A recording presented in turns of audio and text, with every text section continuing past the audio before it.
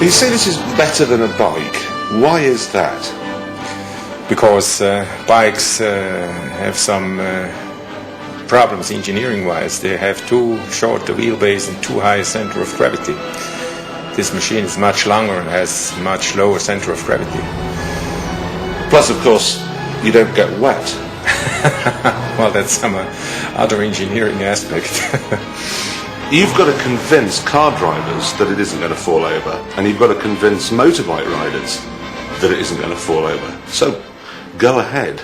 Basically, the concept is a motorcycle with an enclosed cabin. And if you have an enclosed cabin, you cannot put your feet out of it. So we have this outrigger stabilizing wheel system. What if you forget to put your wheels down? You won't forget it.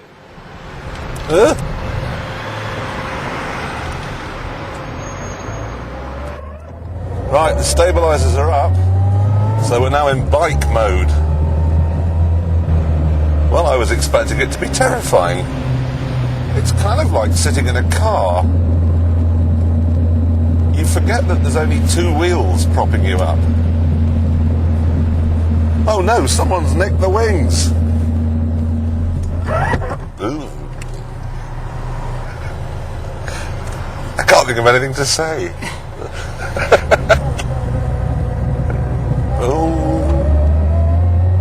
At remarkably low speeds without it falling over.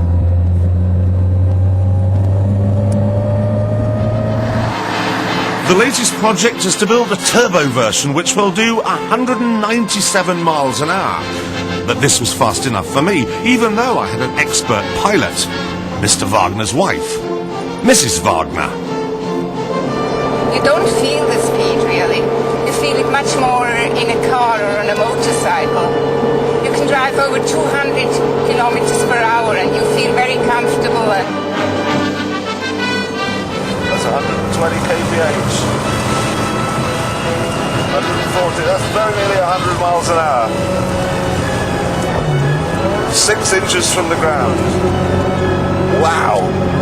You know, if you're a biker who's getting a bit big round the middle, maybe squeezing into your rubber trousers is getting a bit difficult these days, this might just be the answer. We've got quadraphonic sound, we've got everything.